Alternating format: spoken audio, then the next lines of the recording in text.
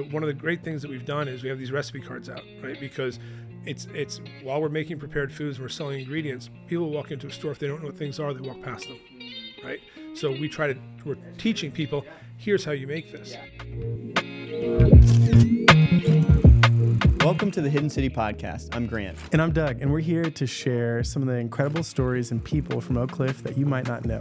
We're going to sit down with some of the visionaries, craftsmen, and business owners who have shaped Oak Cliff into what it is today. Oak Cliff is on the south bank of the Trinity River, a few miles south of downtown Dallas. While technically it was part of Dallas, it was its own city for a long time, and it still has that independent spirit.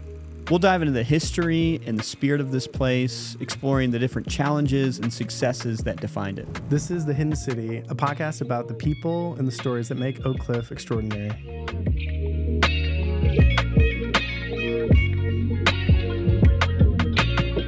Welcome to this episode of the Hidden City Podcast. Today we're excited to have Ari Lowenstein here with us. He is the co-founder of Ari's Pantry. So Ari, thanks for coming on the show. Delighted to be here. Thanks for doing this. Yeah, we're excited to chat. Well, we've gotten to know a little bit about you. We know that you had a successful corporate career that then turned into the opening of Ari's Pantry and about a decade or so in Rome before bringing some of that back to Oak Cliff. Can you tell us some of your story? Sure. Let's see, born in Connecticut to an architect and an art teacher. Okay. Who both went to Rhode Island School of Design, RISD. Oh, okay. So then they settled in Rhode Island when I was about a year old. Grew up in Rhode Island. Went to school in Austin. Then from there, back to Rhode Island, to Israel, to England, to Italy, to Ireland, Rhode Island, Vermont, Brooklyn, Vermont, back to Texas. Were you living in all those places? Those are all places I lived. Oh, man, that's amazing. Okay, cool. A lot of adventures. Cool.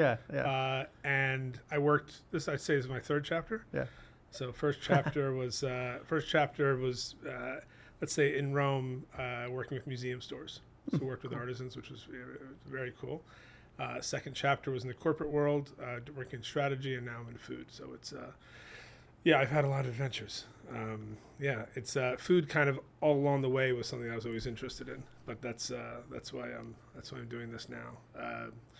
Let's see, so a little bit slower. You said you were in Rome for 10 years? Yeah. So after I was I left the States. I went to live on a kibbutz in Israel. Okay. Worked in the fish farms. Okay. I was. They basically looked at me physically one day and said, "We think that you're strong enough to do a certain job." He can do this. And I was like, "I got a 1440 on my SAT. I can do more." Yeah. So anyway, they sent me out to work in the fish farms, and I was pulling in the fish nets all day. Okay. Oh, man. Getting huge and strong. I was 25. That was because they were bulking me up to work in the back of the kitchen. That was the training program. I was like, there was like, you'll do. And I was like, my intellect, my charm. No, I just did not. So after that, I lived in London. I lived in Hackney before it got, Hackney is like the Williamsburg of Brooklyn now. But back then it was dangerous. Okay. My friend, had 4 brothers. 3 of them had been stabbed at one point. This was a rough area. Yeah. But I was there for 6 months, didn't get stabbed. And then from there I was in Rome for 10 years, and then I lived in Ireland for 2 years, which was wild. What? Why Rome for 10 years? Life kind of happens. Okay. You meet people, you go to new places, that happens, and then, things change. I never really moved anywhere for work, which is interesting. Just kind of where, I don't want to say I was a tumbleweed, but just kind of how things unfolded. Yeah. The business I had in Rome was with my sister. That was really fascinating. We started doing management consulting. And then we did museum merchandising, so basically making products for museum stores around the world and doing it with Italian designers and Italian artisans. Oh, cool. So I got to work with the Vatican, the Louvre, the Met, Boston Museum of Fine Arts, the De Young, museums here in Texas, museums in Japan and Turkey, and I got to travel a lot.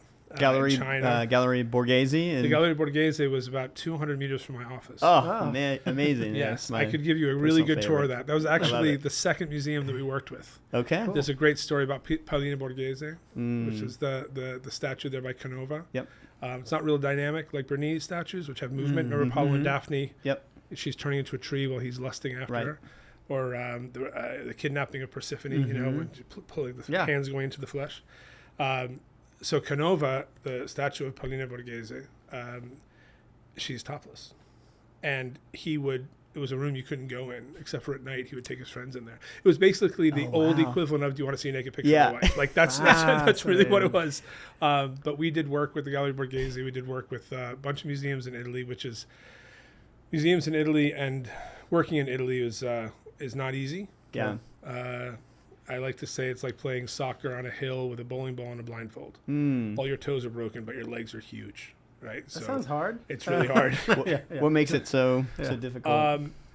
Here in the States, we have about 15,000 federal laws. Okay. They have 150,000. Oh, they wow. don't take laws off the books. They just keep adding. They just keep adding. Notaries have a anything you do, you need a notary, and that's expensive. Yeah. We had to have a scribe working for us. The administration laws are really complex. Okay, so it's just a complicated It's like mess. the DMV. Yeah. You took the DMV and you spread it. All respect to anybody who works with DMV, and you spread it all over a country Yeah. in everything. This is why back when This sounds like hell. well, except the food's really good, the weather's great, exactly. and the people are beautiful. People don't move there for And the it's- government system. No. If they could, if Italy was, I mean, Italy's an amazing country, Yeah. but their It's hard to do business Their in. bureaucracy is Yeah, like, it's like yeah, handicapping putting weights on a jockey. Yeah, like it keeps them, because it's really complex. Okay.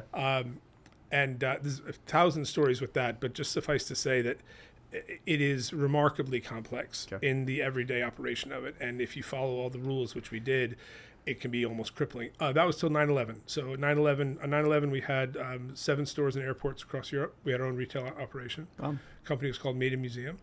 And we made all these great. Some of the products are up in the Davis store. If you look on the walls, you'll see some of the cool stuff. But we made really beautiful things. We had our own stores. Then 9/11 happened, and retail shut down. Okay. If you remember that time, if you were involved in that, the dollar and the euro flipped places, and so exports out of Italy became impossible.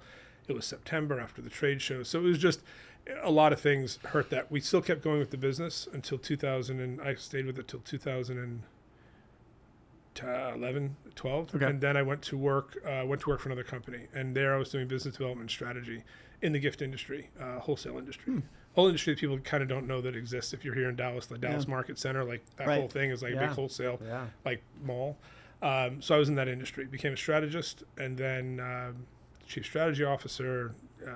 Anyway, that was my corporate work. And one day, my amazing wife Amy, who I met in 2000, and let me get this right, 2020. We married in 21. We've been together, that's right, 5 years. She said to me one day, what do you want to do? After I'd done all these different things, and cooking was always a big part of my life. Yeah. Wherever I go, I cooked for everybody I could. And she said, I said, I want to cook. And she said, well, that's good, because you can't buy any more catering equipment unless you're a caterer. And so we heard she was a catalyst of sorts. She made the whole thing happen. Yeah. She's amazing. I looked the whole world to find her, literally. Yeah, no kidding, you did. That's awesome. And so I said I want to cook, and so I went full-time catering in January of 23. Opened the store in Davis in December 23. Second store in Trinity Grove's November 24, and then we just opened up downtown. Amazing. Yeah. Amazing. Yeah. So you had a love for cooking, you had a love for food.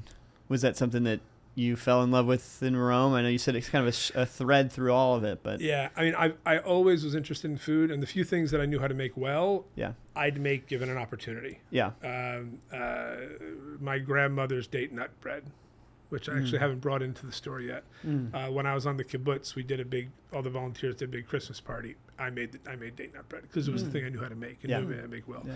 But then in Rome, so it's gonna sound like a movie, but I'd go down to my market on a Saturday morning, didn't have to have a lira or a euro at the time, in my pocket, and there was my 2 fruit vendors and my cheesemonger, and my pasta lady and my butcher. Yeah. And it was really like that. Yeah. And I could walk back with all the groceries, but while I was there, I would say, last night I had bucatino alla matriciana. Come si prepara? Last night I had this dish. How do you make it? And they'd tell me. And in learning how to cook, I also learned to speak Italian. Because if you think about how operative kind of explaining to someone how to cook is, there's a lot of basics of a language. There's relative position, there's timing, there's size, there's process. Let's just say a little more useful than, dove è la biblioteca, right? Yeah. So so it was a wonderful experience. I made friends with all of these people, and the stories that came out of that, I could do 50 of them. Just amazing time, just down in the market, with all of them there, and it was real life. This was how they earned a living. Yeah. Many of them are still there, which is kind of crazy. And you would ask them how to cook these meals. I think we read like Tonino, the butcher, was one of those that you would kind of say, how does this thing work together with this? And he would go and explain. He would explain all of it to me, Okay. and he would make also the big step. Okay. So he was up high because he was the butcher. All the refrigerated ones were on there. So he was, let's just say, shorter of stature and wider of stature, right? So he was. Yeah. I've actually seen a picture of him. He slimmed down, but he was bigger than the space between the end of his case and the wall. Okay. So he would put a box down to lift his girth up over the top of the case. Yeah. But now he's 7 feet in the air, and he has to make this big step down to me, and I'd be like, no, you can tell me from there. But he wanted to come down and tell me. He wanted to come, and he wanted to lead me around over to Clara and over to Roberto and Roberta, the cheesemongers, and say, get this one, explain this one to me. And I just, got there when I was 25. I was there until I was 35, and I just soaked all of this up. Yeah. And what's funny is that now I'll find myself saying, wait a minute, I'll go to my executive chef, Trevor, and I say, hey, I want to make this thing. Because there's so many things that I ate and that I learned to make that you forget them. And then they'll come back to me looking at some ingredient. I'll say, oh, we got to make this thing. Yeah. We got to make this thing. So I learned to cook, and I'd cook for a lot of people while I was there. I actually used to make one of my vegetable and fruit sellers, Francesca. She looked like Rita Hayworth. I could just listen to her talk. I'd just be like, Yeah. And so anyway, her husband's right there. He's peeling vegetables, whatever. Everybody comes to talk to her. But she told me how to make pesto. Oh, wow. She said, here's how you make pesto. And I went back and I made it. I brought it back. She tweaked a little. I brought it back. I made it. Brought it back. She said, that's perfect. She said, let's barter.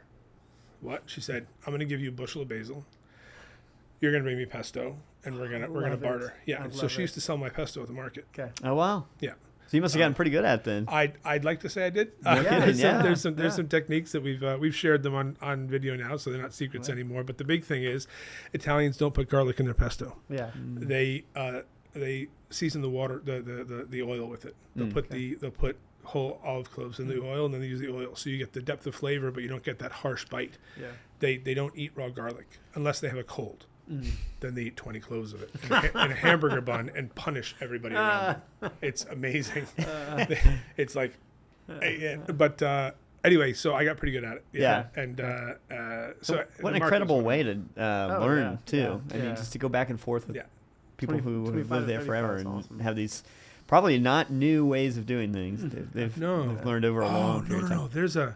There was this incident about a bucatino amatriciana.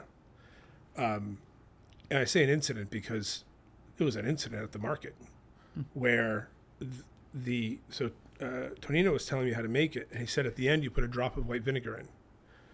And as he says that, he goes through the whole thing, he put a drop of vinegar, and his wife Nikla, who's the bread and pasta lady, comes flying out of her stall and says, "Ma che cazzo dici?" Not a very nice thing to say. What? Let's translate it. The sense of it is, we got our explicit. what the hell are you saying? saying? What the hell are you saying?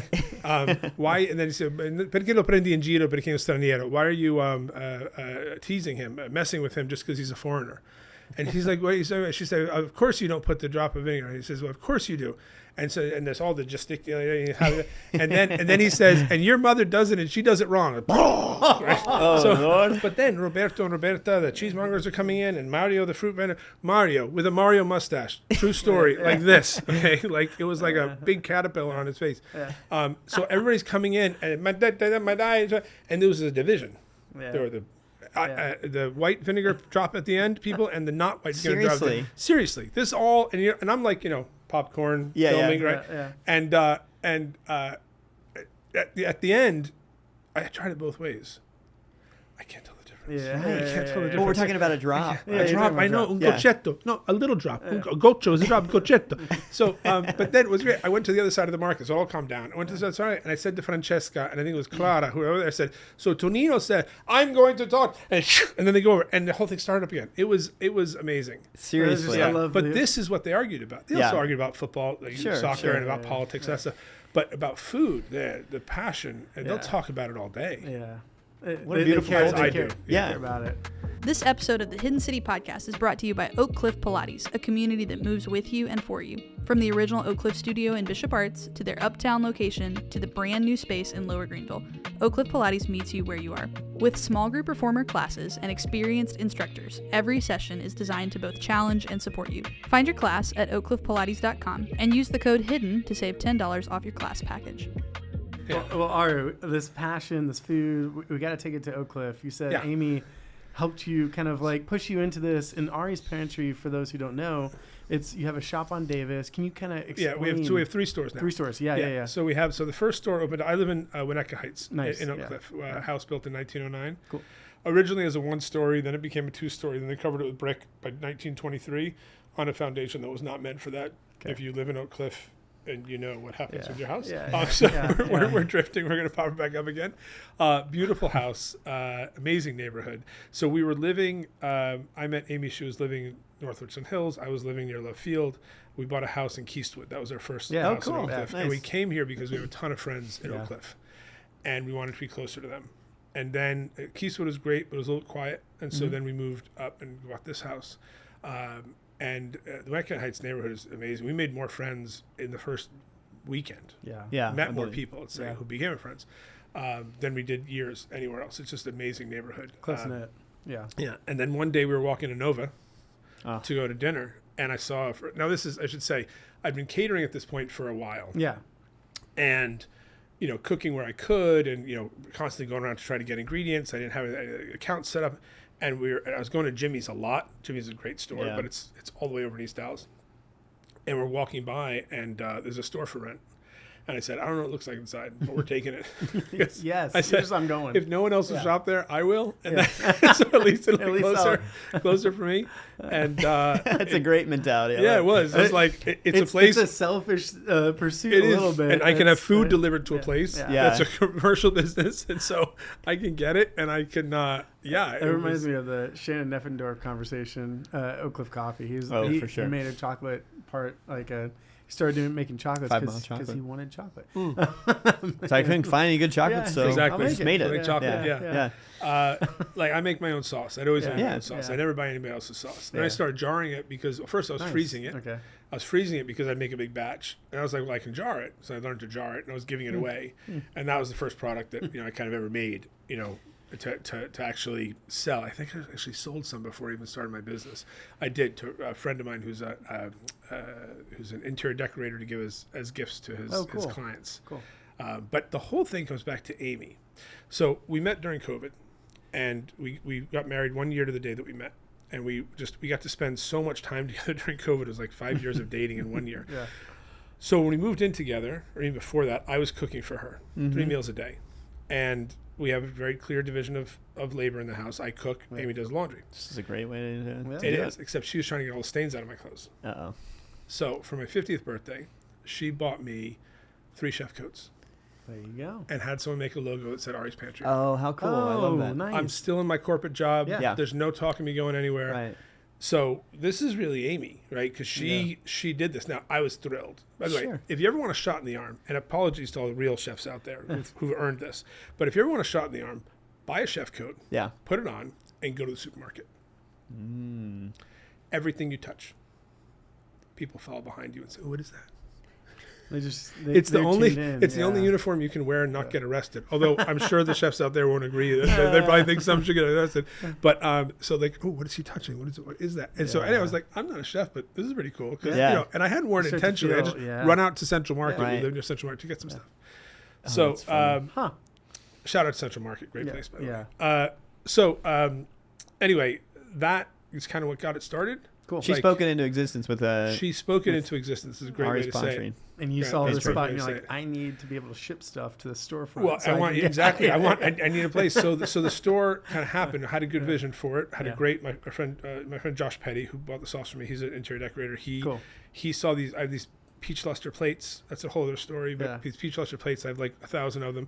And I said, how do we use this as an accent for the decoration? So he picked out the beautiful sage color. We maintained the ceiling, and we opened the store. And the neighborhood just came. Which was really special. Yeah. Talk to us about the neighborhood, because what brought you to Oak Cliff in particular? And mostly the friends. And why start here? I mean, obviously you lived right down the street, so there's that reason. But did you see it as a particularly good opportunity for a business? I'm from the Northeast. I'm from Rhode Island. Yeah.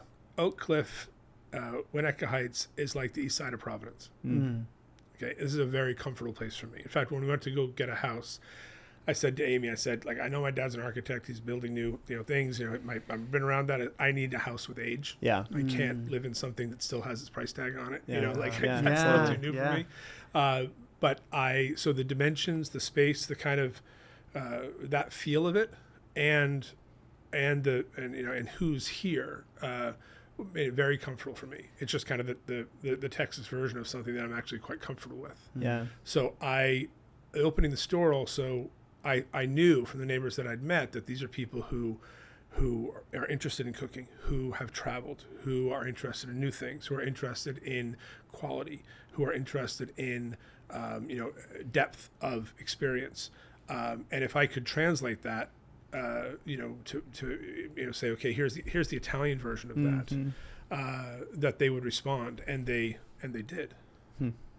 Yeah, I feel like you're doing a couple of things. You've taken like Texas fajitas to Rome, but now you're really very much you're taking this Italian food and influence and culture that you love here to Oak Cliff, and also downtown Dallas and West Dallas, like you're talking about. You have this like mixture that's happening that's pretty special. And there's some of the building blocks in Oak Cliff maybe for that.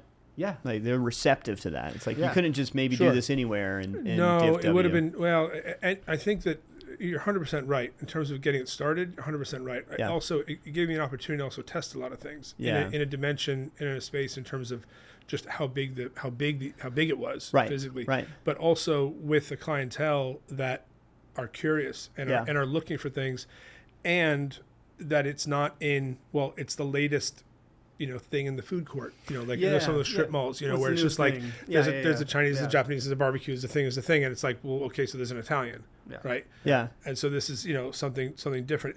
The wonderful thing also in terms of Oak Cliff is that the people come in and they'll say, I want to make this dish that I know. Yeah. Like, what's your favorite pasta? Cacio e pepe. Cacio e pepe. Do you know how to make it? No. Well, I've tried, and it's hard. It's very hard. Yeah. So one of the great things that we've done is we have these recipe cards out, right? Yeah. Because it's while we're making prepared foods and we're selling ingredients, people walk into a store, if they don't know what things are, they walk past them, right? So we're teaching people, here's how you make this. Yeah. Don't have to be intimidated by it. This is this is simple. 60 million people know how to make it. Yeah, see, that's good. 60 million people know how to make it, and they're not naturally brighter or anything than we are. Yeah. It's just, it's like other cuisines. Yeah. That people are like, well, sure, I know how to do barbecue, right? Sure, I know how to do that. So, cacio e pepe, it's like 3 ingredients, and I can absolutely teach you how to make it. Great. One of the best experiences is when we put out recipe cards, a really simple pasta we have that has pasta with zucchini. Okay. It's pasta with zucchini, and it's basically pasta with zucchini. Right? Olive oil, garlic, salt, little clambering chili. So this couple came in one day, very successful. You could tell, late 20s, early 30s. She was, she was kind of a little bit skeptical, which I get a lot of that. Why is this, Jewish American guy opening up Italian market? What does he know? So anyway, so she came in and they're kind of looking around, and she said, and I said, here, why don't you try this? And it said something about whatever, and I was trying to feel it out a little bit. I said, I work in strategy. She said, oh, I work in strategy. So she warmed up a little bit, but she was interested in the conversation. So I said, here, take this, this, and this. This is what you need. Here's the card. Go make the pasta. She came back in the next day, and she said, we made the best pasta that we've ever eaten. Best ever. And they made it. Yep. She said, we made this. Yeah. We need the ingredients again. We're going to a friend's house. We're going to make it for him tonight. Amazing. I love Right? it. So that's the whole thing Right. in a moment. Yeah. Right? It was a zucchini, it was some pasta, olive oil, salt, garlic, and a little bit of heat, Calabrian chilies or other, and just the technique, and here's how you make it, and here's how you make it. But you bridge that gap for somebody. It's important for us. Yeah. It's important. It's also why now when we hire, I got very lucky with my first hires because there were people who were either very interested in Italy, very interested in cooking, very interested in both. When we started to open up more stores, people asked the question. They said, "How are you going to replicate yourself?" Mm-hmm. I said, "All right, first two things: know something about food, don't be a jerk, and then we can go from there." So we've hired cooks, we've hired baristas, we've hired someone who is involved in food tasting, someone who worked for a food development company. So basically, people have culinary backgrounds already. I can teach them the Italian if they don't know it. Yeah.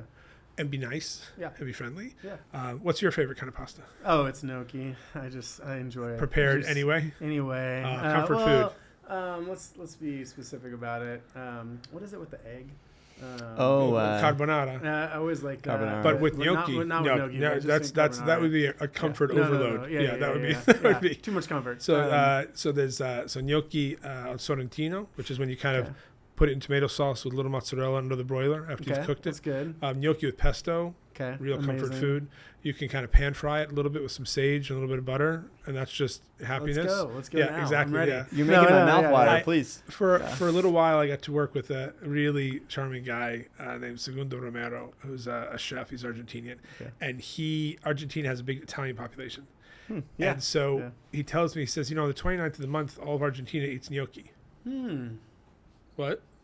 Right? Like, what? He's like, yeah. So because on the 29th, because gnocchi takes flour and a potato. Right? He said, on the 29th of the month, he said, everybody's out of money. Squeezing two fingers together, So flour and potato, that's it. Yeah. Oh, that's funny. That's a good joke. I've been really fortunate. I got to work with Segundo Romero for a while. He had to leave the country. Hopefully he'll be able to come back.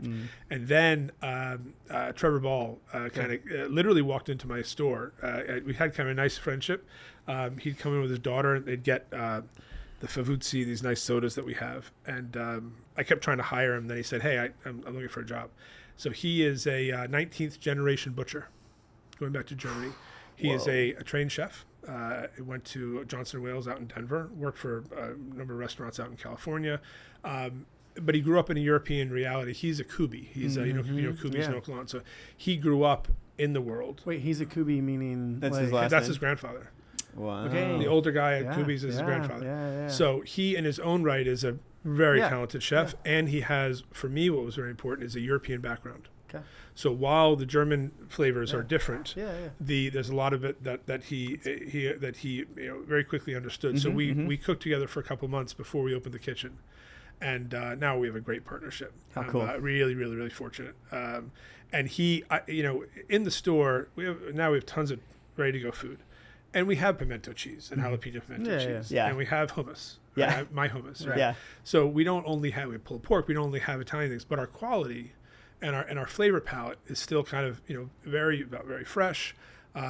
There's always something new, and Trevor gets plenty of leeway to make. Explain, so we have super traditional, and then we have kind of our Italian Texas mix, of things.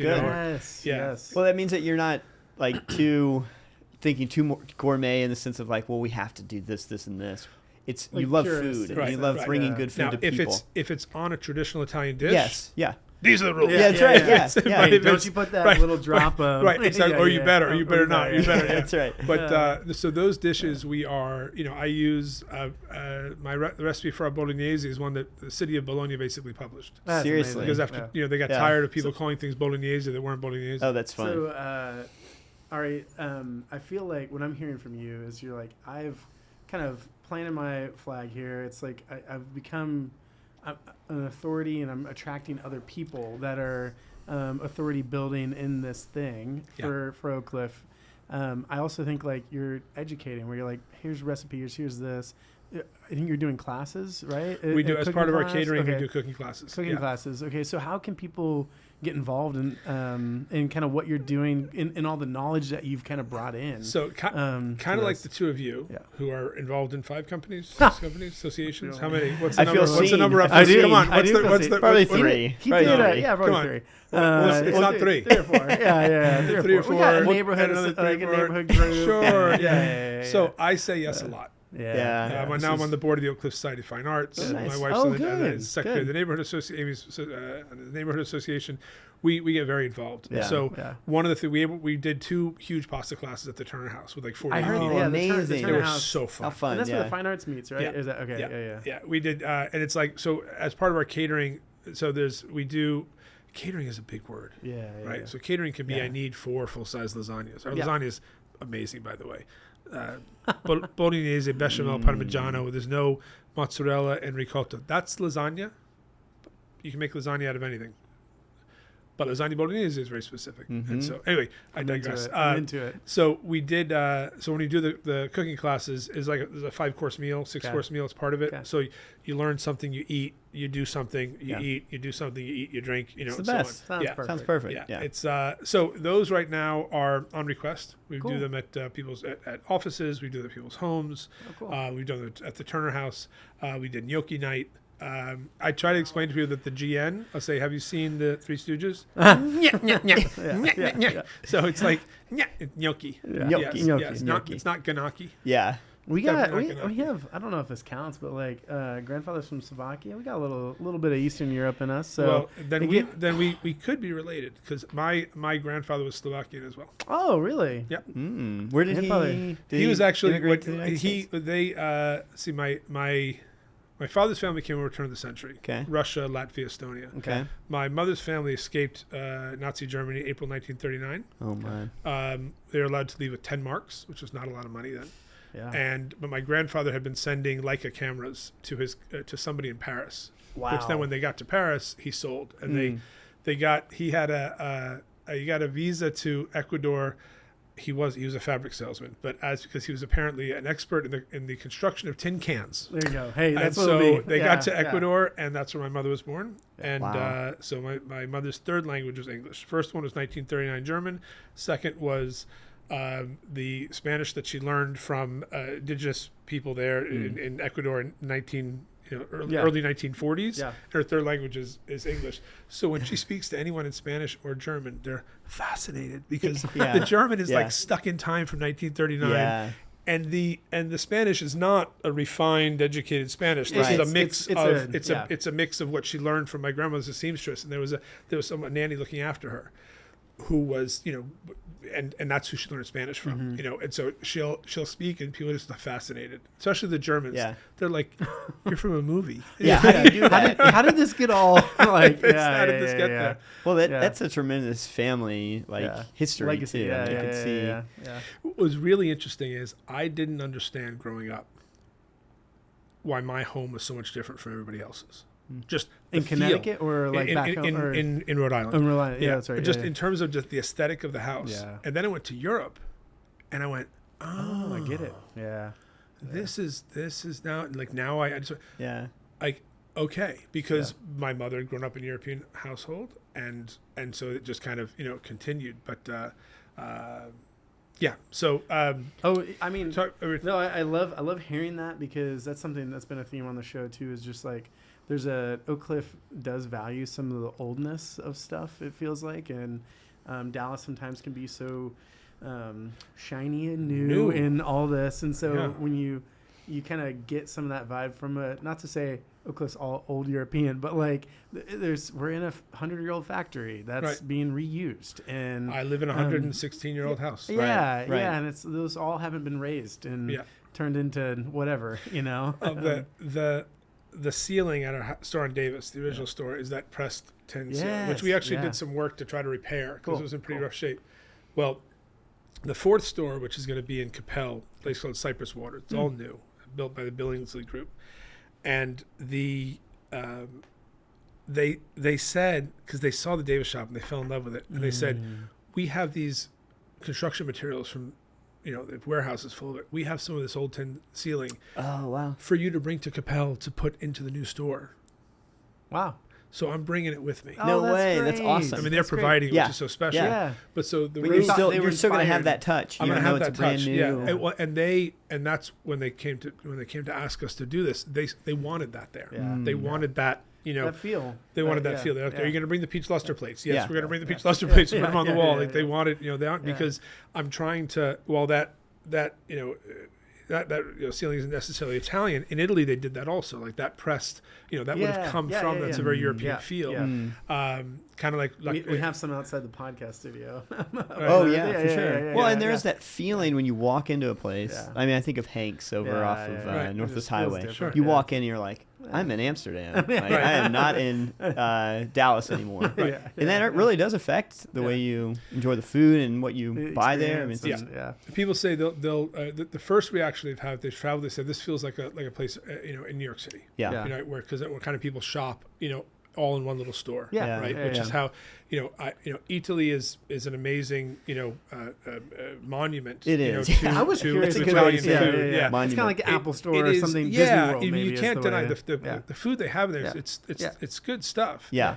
It's not necessarily how Italians shop. It's more of an event to go It's there. not a neighborhood spot you're going to go into and Right. go do your daily shopping. You're not going to your cheesemonger or your butcher. Yeah, It's- exactly. yeah. No, No, you're going to Disney World for a little bit. Right. And it's fun. And it's fun. And the Americans food is love Disney World. there's nothing bad to say about it. They've got it's got a lot of selection. They've got but it's not the neighborhood spot, which is why we want to have. So our goal is to have 10 by the end of 2027 across DFW. Cool. That's incredible. I mean, yeah. that's such it feels so large as a goal. Yeah, When I I'm first 54. hear I'm in that, a rush, Grant. I'm in a rush. I'm in a rush. I wish I started at 34, but I didn't meet Amy till I was 49. Well, so, I love it though. You're not. It seems like you're not slowing down, and I think of the places you're putting these to. That in downtown, I lived at the Wilson Building there for so many years. That is a perfect neighborhood spot. Yeah. And we're really doing well. Good. There we have this amazing gelato now there's a family from Verona that moved to Denton and opened up a gelato place called Two Gentlemen. I keep saying from Verona, but it's Two Gentlemen of Verona. Got it. They make there's a few people making really good gelato in DFW. They're making really good gelato and making traditional flavors. Oh, cool. Which is what I wanted. Yeah. Because Italians, I feel for the most part, have figured some things out. Gelato's one of them. Yeah, and the sorbetto, not fix it if it's not broken. They're so charming. But the family, it's a mother, father, and son, adult son, Renato, Monica, and Maurizio, and they've really they've leaned into our business, which is so rewarding for me. Mm-hmm. But their gelato is amazing. Downtown, we have it by the Scoop. Which is pretty cool. And we have Cafe Vergnano coffee and some of these concepts of the actual making the food. There's things we're going to start trying to bring to other stores as well. Cool. Watch this space. I'm trying to bring a network of sorts. It feels like too, where it's just like, hey, here's this quality or excellence in Italian cuisine or culture and some of this, and you're kind of like, hey, I'm going to be this person. I'm going to be this place. We want someone to be saying, well, is there an Ari's near you? Yeah. Which is already starting to happen. Yeah, that's awesome. That's amazing. Yeah. This episode and every episode of the Hidden City podcast is brought to you by Waxspace. Waxspace is known as a co-working space in the neighborhood, but did you know that we also are open to rent to the public for private events? Every weekend, we're hosting baby showers, wedding showers, birthday parties, and anniversary celebrations. If you're interested in hosting your private event at Waxspace, you can reach out to our events manager, Savannah, and that email address is hey@thewaxspace.com. That's HEY@thewaxspace.com to get more information and a custom quote for your event here at Waxspace. Ari, if you had to say your thesis for why we need 10 Ari's Pantries in DFW, what's kind of your guiding thought? Well, I think I can draw a parallel to what we already have in DFW. Yeah.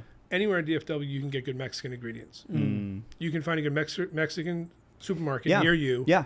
Anywhere. Yeah. And you can find good Mexican food anywhere. Yeah. Yep. And you can find Tex-Mex. And you can find all the different. You can find every variation. Right. Yeah. And if you ask people from Dallas, whatever walk of life they are, they'll have a favorite taco place. Yeah. And they'll, well, this kind of taco, then there's this kind of taco. Part of the culture. Right, exactly. Yeah.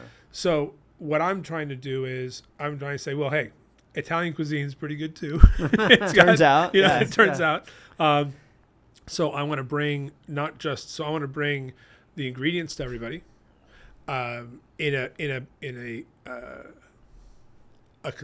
a size that's manageable. Yeah. And authentic, really high quality. This is a long thesis, and have it, and also be able to offer. We have like 6 different business models, right? We can come to you and cook it at your house. Yeah. We can cater it. We can teach you how to make it. We can give you a recipe card and get the ingredients. You can pick it up already made. You can, eventually watch a video, with me or one of the chefs or cooks making it. Yeah. So we want, not that although we do have some people downtown that I think are getting most of their nutrition from us now, we really want to be able to kind of answer. We do beautiful gift boxes. We want that resource, just like the Mexican. You can get not just food, right, but other parts of the Mexican culture you can get anywhere, right? India, I want to kind of have that similar. Yeah. And great respect to Jimmy's. Jimmy's has been here for a long time. Yeah. Certainly. But they're not enough for all of DFW. No, and that's it's a great point, because it's the one place anybody who wants to pick up any Italian things 10 years ago would say, well, Jimmy's is the only spot. 2 years ago. 2 years ago. Well, maybe I guess 3 years. Yeah. Italy would have been a second one. Yeah. But you're right. And you can find good ingredients at some of the other markets and things, but it's not saying. But that was the singular. That was the answer. Here it is. That was the singular answer, and it was the answer that when I got to Jimmy, when I moved down here, I got to the first time walking to Jimmy's, I was like, oh, you breathe. I could breathe. Yeah, I was like, look, I can find this, and I can find this, and I can find this, and I Paul and Mike are great. Paul's an excellent wine buyer. But the one store is they're always going to do great. Yeah. But I'm trying to bring it to people that within 10 to 15 minutes of you can get to one. Well, and I feel like it only helps the cause for Italian no question taste making and food in this whole area. No question. It's like, hey, if you have an Ari's and you have a Jimmy's and even Italy, like you said, it's not like, I'm not going to downplay it. Like, this is actually it's a champion of sorts in itself. It is. So, it is. Yeah. And there's actually a really interesting Italian scene happening here in Oak Cliff. Tell us. Yeah. Well, I mean, you've got Cenzo's. Obviously, you guys. Pane Nostro just opened up. Yeah. We were just there together last week. Yeah. It was great food. I kind of looked at the menu and I was like, come on, this is like my catering menu. What are you guys doing? Oh, really? Oh, that's funny. This looks awfully close. Exactly. It's very close. But it's what it is it's Italian basics. Yeah. It's cacio pepe. Yeah. Right? It's those kind of those basics that if you want to show someone simple good food. Yeah. And again, they all know how to make it. So there's this one day this a couple of older people come in with this like 16-year-old girl, and they're in the store and they're looking around.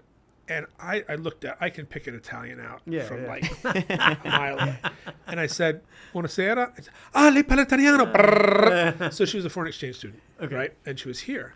And they brought her to the shop, and we were speaking in Italian. I'll take any advantage. My staff knows to any opportunity to speak Italian.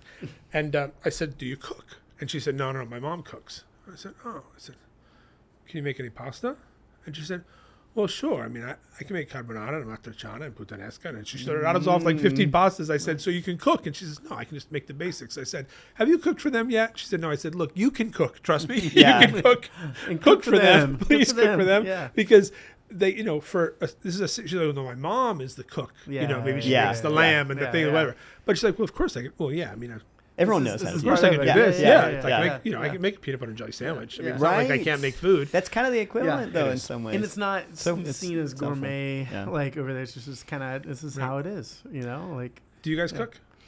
Starting to more and more. Yeah, I enjoy it. A little bit. My wife does a lot of the cooking.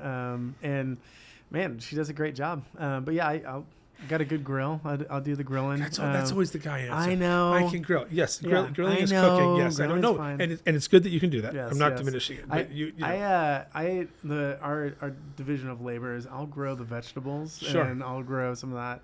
Do the grilling. She does the cooking. So my intimidation is the sauces, trying to make the sauces, and I feel like because I'll make a steak and potatoes. I can, vegetables, that kind of stuff. But when it comes to like a good pasta dish, I can make the pasta, but then it's like, okay, well, I gotta go buy some sauce, and not to say that's a bad thing, but especially now if it's in Ari's Pantry. No, it's probably the right totally stuff. fine. That's a great thing. That's a great thing. Yeah. But when it comes to getting into those kind of things, I don't know. I feel like that's where we got room to grow, Ari. So a couple of things when you're cooking, it's important. Yeah. Testing. People say to me things like, "So I ruined a whole batch of pancakes." I say to them, "Why didn't you just ruin one pancake?" They don't test enough. Makes sense. Yeah. Right. I tried to make some pizzas and I wrecked them all. Why don't you try to make a little pizza? Yeah. No rules that you can't take off a little dough and see if it works.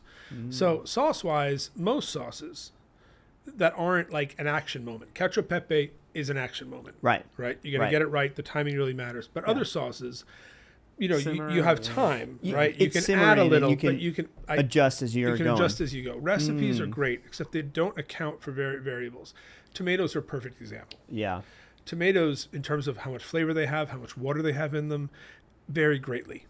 If you know what it tastes like, then make it to the taste that you want. And a technique that I use, even today, I make my hummus, right? And I put we finally got the recipe down, right? But what I would always have extra tahini, and extra black pepper, and extra garlic, and extra salt and lemon, and so that as I'm going, if I need to add a little bit more to get the flavor exactly where I want it, and then I get it where I want it, and there I am. Yeah. So it's I think that people don't test enough. Yeah. Recipes are great, but when you look at recipes in Italian, this is a wonderful thing about it. So that they'll give all these ingredients, and next to it the quantities. Some things will be like 100 grams, and then a lot of them say QB. QB is quanto basta. Okay. Which literally means as much as is enough. As much as is enough. So the testing is literally baked because into they the know recipe. because they're assuming that you know what it tastes like because you're Italian and it says quanto basta. It literally means as much as is enough. Oh, funny. I like that because it is like it doesn't have to be perfect. It's like, hey, you just kind of get to where you need it to go, and there's a little bit of a taste to it. So this kind of experience, this kind of conversation, right? We encourage our staff. We hire people who know food. We encourage them to speak. They're culinary ambassadors. That's their title. We pay them a living wage, which is very important for us. And we encourage this kind of conversation. What's in your refrigerator? Yeah. What do you already have? You don't have to buy 50 things. I've had people walk in. I've been like, here, this is the one thing you need. I'm going to write down how to make it. Yeah. And they're like, but I came in to spend all much money. You didn't spend a whole much money next time. But today, here's you've got this, and this, and that's all you need to make this. So this is a European moment. We're talking about food. We're laughing about it. We're enjoying it. We're thinking about it. And we're making it more accessible because these dishes aren't super complicated. So what is it that the roadblocks that you see the most that make people feel like it's complicated? Because obviously you're bridging that gap between, hey, this is an everyday meal. Right. And then maybe what are some like tips for somebody who's like, I would love to make Italian food, but like, I don't know where to start, and do I eat that every day? Well, and you're kind of a guide in this too. For sure, yeah. Like they should go me visit. Of the Stephen conversation where Stephen has a game, like a board game shop in Bishop Arts, and he was talking about how he's a customer. He's a customer, great, yeah. I mean, fellow neighbor here in the area. But he was just talking about how he's like taking people in when they come in, how he tries to connect with them, find what it is, and so it sounds similar in the same way where you are in this retail environment. Where you're like, I'm trying to learn from what they are interested in, if they have an interest in certain things, and then guide them to the right. I always love how he's like, Uno, right? Yeah. Uno, right. That's a board. Like, okay, now we're on the same playing trip field. Ticking or now whatever. we're gonna go to this next thing. Yeah. What I'm trying to replicate is how those people in my market were with me. Yeah, that's cool. Right, they told me how to make it. They'd show me. They'd walk me around the market. There's little touches we like the free herbs that we give. Yeah. Right. That's the thing for my mom. That's the thing, right? Yeah. If you bought potatoes, they put rosemary in your bag. If you bought mozzarella, they put basil in your bag because of course you need basil. You bought mozzarella. You're gonna have to have it. Yeah. So those little touches, but then we really want to have relationships. A big word. Communities a word that's used a lot. Connection point. But really have it be a place where you go. Little kids call it the candy shop, which is great. But have it be a place where you go where there's a dialogue that's happening between that person and the food and the store and the person in it and the things that they're making, what they're coming back from, what they like and what they want to try. Yeah. And that just keeps building. And you want to be known, and they want to be known, and there's a spot for that. It's pretty cool. Yeah, everybody knows your name. Yeah, you go. Exactly. We're in the neighborhood but now. It's interesting because in the States we have them. Some of that's lost, right? People used to go to the butcher. Yeah. They used to go to the bakery. Yeah. They used to go to to that. We have some of that. Oak Cliff bread is fantastic. Yeah. It is. Yeah, right? we're Amazing. spoiled rotten right now. And so so that piece of it. We people have those relationships with maybe their regular watering hole or their regular place where they get their coffee. Shops. Right, exactly. Like that, So we want them to have that with their food. Italian cuisine is a great place to start, and it's so varied. It's much more varied than people really understand it to be. Yeah. And we're also leaning deeper and deeper into that. So the prepared foods right now are just we're flying. Like next week we're gonna do a pasta with Brussels sprouts, right? Which is a real pasta that they eat in Italy. And everyone's awesome. like, what? Yeah, it's killer. So, I love it. awesome. That's got to be That's fun for you though, just creatively to be always thinking about. What is something else I can introduce everybody in Oak Cliff to, or whatever neighborhood it is? Tuna and beans. It was when Tuna and beans. I'd come if I wasn't going out to dinner and I didn't want to cook. I'd come home. I'd crack open a can of cannellini beans, crack open a can of tuna and oil, mix them together. Good to go. Maybe a little bit of salt and just eat it. Maybe a piece of bread, maybe not. But that was dinner and it was delicious. We have it in the case. Fascinating. That's awesome. Like my That's everyday awesome. life, life from Rome. I'm trying to bring it here to Oak Cliff. That's awesome. Well, Ari, what is there anything that people should know kind of coming up? I know everyone should go see you at Ari's Pantry on Davis and in the other locations. But tell us how people can get connected. So the follow us on Instagram. Yeah.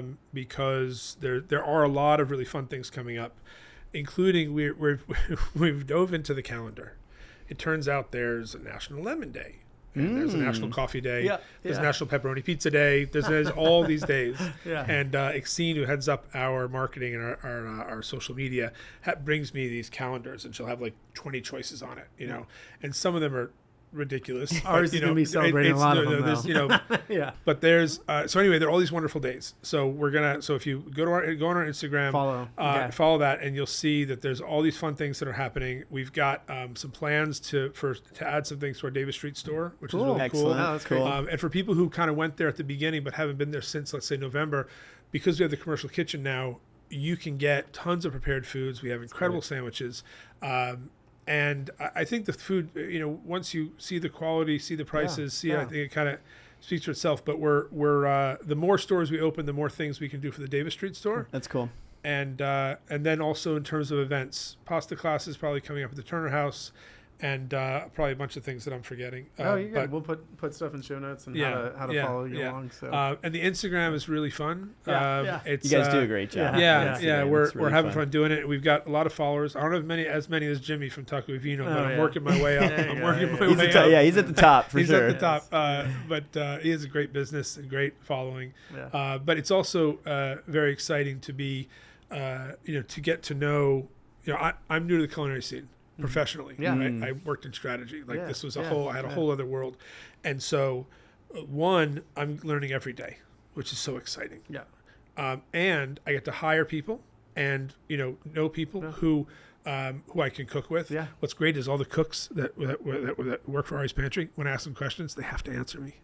I get to know all the answers now. So which is excellent. Tripling your learning. Which is wonderful. I'm gonna learn this. Exactly. So, but getting to know also, people like JD from Nova, and and Chad and Vinny and Jimmy, and it's a great community, which I'm getting to know. So we'll do an Italy Fest in October. Excellent. Great. We have. What can you tell us about the Italy Fest? There's an Italy Fest which is out in. I feel like it's somewhere that way. Okay. I'm from Rhode Island. It's like on the way to maybe Las Colinas. Anyway, is it Irving? It's a 2-day. Yeah, maybe that sounds like it might be right. The University of Dallas is out there, and there's Nussmeier. Gosh, there's a professor. Yes, him. Nussmeier. Okay. Yes. So that's that. Yes. First name is Anthony. Yes, Anthony. So he came to the store and introduced himself to me early Oh, on. awesome! Yeah, he's great. So that is. He taught me Italian. Yeah, there you go. Yeah. Allora parli italiano. Well, no, not enough. Ecco, ci siamo. He tried to teach me Italian. Ecco, allora parliamo dopo. So it was a 1 day. Now it's going to be 2 day. I think it's in October. But we have tons of events coming up. Cool. So follow us on Instagram, which is the best way to get information about us. Our Facebook page is also there, so that it feeds through. And there are special things we're doing with our rewards program. You earn virtual tomatoes in the store. Nice. You become a cherry tomato, a vine tomato, an heirloom tomato, and a San Marzano tomato. I love it. So we have special things for those. I tell everybody, if you hit the top, hit San Marzano, you can get on the plane, turn left, take any seat you want. Just tell them Ari said so. There you go. That's awesome. That's awesome. But anyway, we're doing lots of things at the store. We have an amazing staff. We're now getting requests from around DFW for people, for towns who want us to open up there. Yeah. So there's just that's a good thing.